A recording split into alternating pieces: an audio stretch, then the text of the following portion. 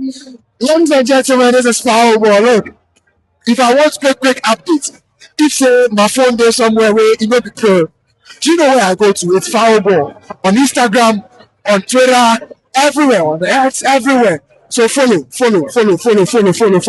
Let's go.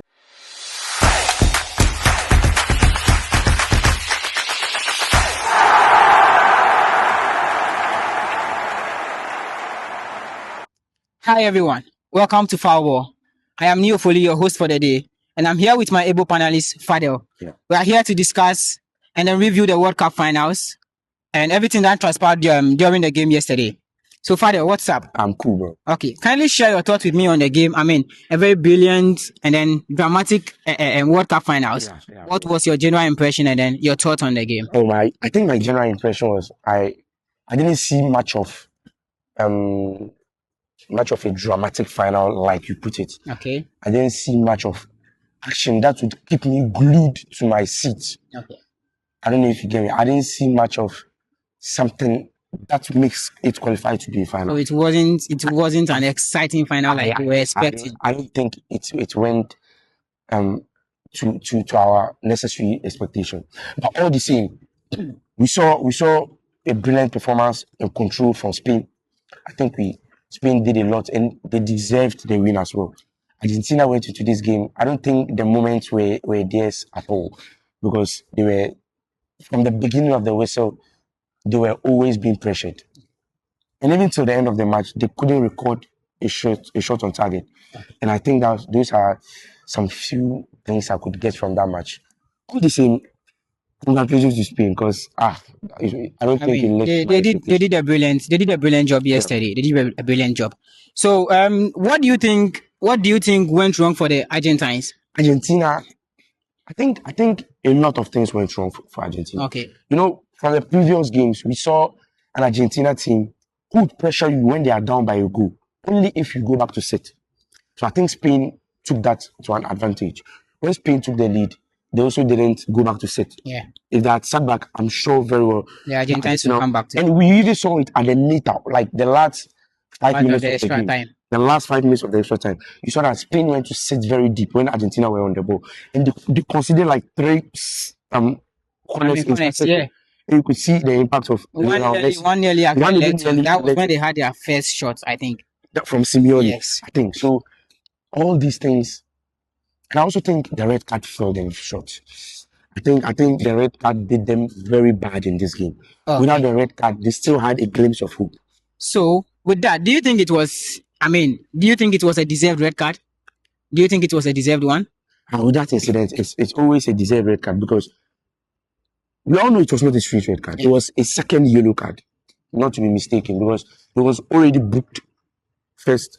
And he was later given that offense was actually a yellow card offense. Okay. And the referee has no choice but to give you the yellow card. Give him the red card. So if you already have a yellow card, he has to give you a red card. Okay. So I think it was very deserving. I don't think there's any problem with that yellow card. Okay. Fernandez, I think he just lost it there because the tackle he went in with very unnecessary. Knowing you already on a yellow card, I think it was just uncalled for. And sometimes I always say this. There's the kind of yellow card that makes me very unhappy the most is a yellow card you get for indiscipline as a player. The first yellow card, right? Yellow card. So imagine if you had avoided that yellow card. The second one would have just been a yellow card. You wouldn't have. I don't know if you get me. I get you. You don't really know what you can do in the game and it would affect you later. So sometimes players just need to keep their cool. The second one was a very poor tackle. A very poor, beyond every standard. And I think a very deserving red card. Okay. And it played a very big factor in their loss in that match. Because they didn't in the first place have control of the midfield. Yeah. So they just weren't in the game from the blast of the whistle. And come to think of it, don't you think the over-reliance on Messi also showed in this game? I mean, because throughout the tournament, he has showed. I mean, it's been Messi. He has carried them on his shoulders. I'll take it from this angle. I think I always said this from the beginning of the World Cup. How the Argentine players carries Argentina off the ball was amazing from the beginning of the World Cup. I don't know if viewers would agree with me. But I didn't quite see it yesterday. I don't know if you get me. Yeah. Lionel Messi wouldn't do much of the ball. He wouldn't press. But when he gets the ball, you see his impact. Yes, he's aged because we saw a very loose ball, a very nice through pass slided in yesterday, which he couldn't chase. Everyone knows that if it was the younger Messi, he would have gotten that ball very smoothly. So off the ball, he wasn't carried that much. And I can tell you that Messi's impact was yet still felt in the game. Why? Because he made very impactful passes. Yeah. Especially in the latter part of the game. Look at the corners he drove through into the box. Into the box. Look at the kind of crosses. I mean the crosses, the one that even landed on the net. I think these are the kind of players I think no matter the kind of performance his team puts up, you can't write him off. Forget the rating. But what he did yesterday matches the performance of the team and the energy he brought. So I think he had nothing to do. The Spain were a far better side, and he had nothing to do in the match. So just to think of it, do you think the Argentina coach Scaloni, do you think he gave too much respect to the Spanish team? Because they've not. I mean, we've seen Argentina in the World Cup and then we've seen how they've played. Yeah. But it seems they were just non-existent. They just didn't come to the party yesterday. Do you think it was too much of a respect from the Argentina coach? You know, in the beginning, I already said something. If you are a coach and you're able to counter on your opponent coach, tactic or system of play, you are good to go in the match.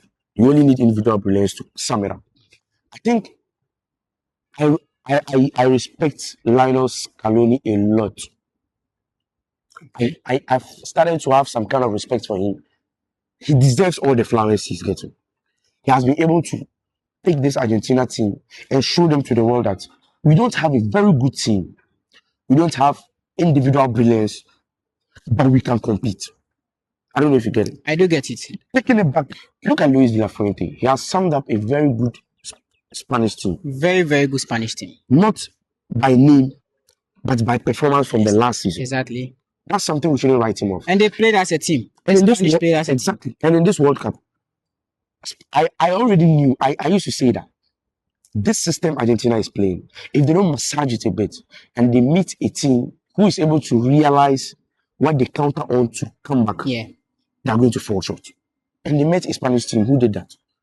The Spanish team were very resilient. They just did it superbly. Exactly. They scored, and it wasn't even like they were losing. I saw the match at a certain point, like Ghana, Colombia. I mean, it was just in the latter stages. One team. It was just one team wanting to play football. And like I said, you know, having a red card is nothing. It's not little to talk about. It was a big blow for them. So for your coach to try to pick up his legs a bit and make some little changes, then you go up, they end up getting a red card. I don't think it's something which would have even boosted the morale of his opponents to do. Scaloni, so I don't think he respected them. Okay. The Spain had a better team. Okay. That's what I would just say. Right. And they played a better football. Okay. And don't you think the injuries to some key players during the game, because they lost their two central defenders, their starting defenders during the game, don't you think that could have in any way have an impact as well? Because you may be forced to make some substitutions. Thank you so much for this question. I nearly forgot this. Yesterday, after Lisandro Martinez went off, I said something to those I was watching the ball. I said, Lamine Yamal is not being able to maneuver on that wing because of Lisandro Martinez. He's very good at exchanging position with his left back. So I think it was one of the biggest blows of the match. I won't lie to you. Because we saw at the beginning, the first 20 to 30 minutes of the game. Yeah.